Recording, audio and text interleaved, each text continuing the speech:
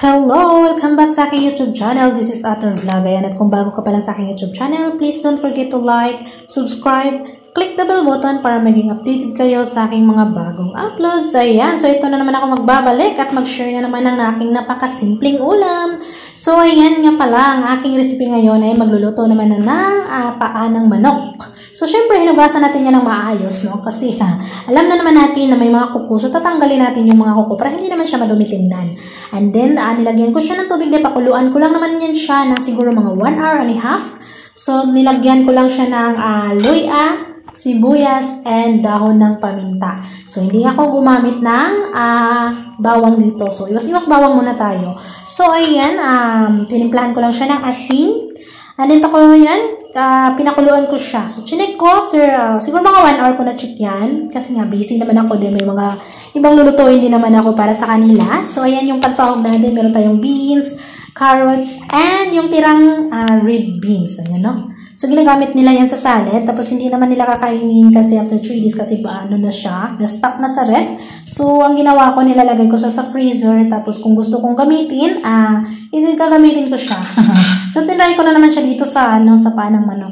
So, ayan, muntik ko nang nakalimutan yung aking paang pinakuluang manok.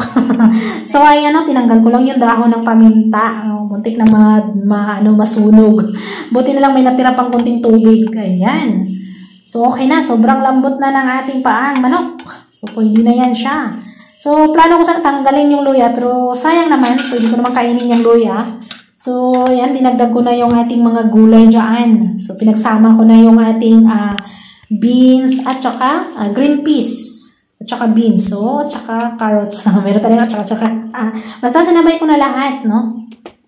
Yung mga yan kasi, masayang lang naman. So, kaysa matapon. So, pakinabangan natin kung pwede naman. So, yan, nag-ibento na naman ako, no? Kumbaga, pasamba na lang to. Basta may maulam.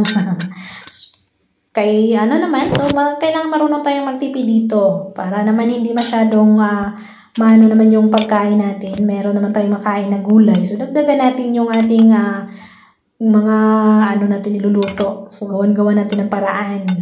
Dahil nagsawa tayo sa adobo paa ng manok, yung nagkilaw na ako niyan. Basta makikita nyo, may ginawa din akong salad dyan na paa ng manok. Ma-upload ko din yan kung paano ko ginawa. So ayan, no? Ready na yung ating paa ng manok na may green peas. Ayan, so nagdagdag ako dyan ng ketchup. Marami kasing ketchup dito na nakasachet. So, malapit na kasi siyang ma-expired. So, gagamitin natin. And then, nagdagdag din ako ng tomato paste. Para naman may kulay yung ating niluto ngayon. Kasi masyado naman siyang mapusyaw kung hindi natin yan timplahan, diba? So, ayan, mix lang natin. So, hindi na nga pala ako nagdagdag ng tubig dyan. Yung sariling katas na lang niya. So, may konti naman kasi kaninang natirang tubig. So, yun lang talaga yung pangsahog niya. So, mahina lang apoy yung ginamit ko kasi mabilis lang naman lutuin. Tsaka masarap naman kasi pag half cook lang yung ating gulay. So, yan mix-mix lang natin yan. So, madali lang. Mabilis lang to. So, ayan nga pala. Kung nakaabot kayo sa video na to, paki-comment naman kung nasaan kayo or saan umabot ang ating video for today. Ayan, maraming salamat. So, ayan. So, ganyan na yung kulay niya. Malapit na talaga siyang maluto. So, yung red beans pala, hinuli ko, 2 kutsara lang yung ginamit ko.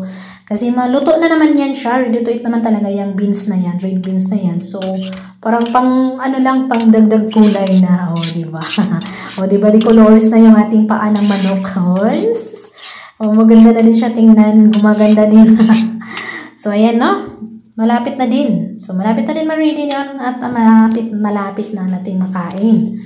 So, ayan na. Naghihintay na yan. So, 1 minute more to go at maging okay na yung ating pang-lunch ngayon. So, ayan. Ready na yung ating chicken feet na may beans. So, diba? Or green peas. Ayan. Maraming salamat sa inyong panonood at sana nagustuhan nyo ang video na to. Please, paki-comment down below, paki-subscribe na din ating YouTube channel, Ator Vlog. At syempre, huwag kalimutang i-click ang ating bell button para maging updated kayo sa aking mga bagong uploads. Ayan mga bye, ready na siya. Ihanda na naman ang ating lamisa na pa-unli rice na naman tayo dito. So ayan maraming salamat talaga at sana hindi kayo magsawang suportahan ng aking YouTube channel, Ator Vlog. Thank you! Bye-bye!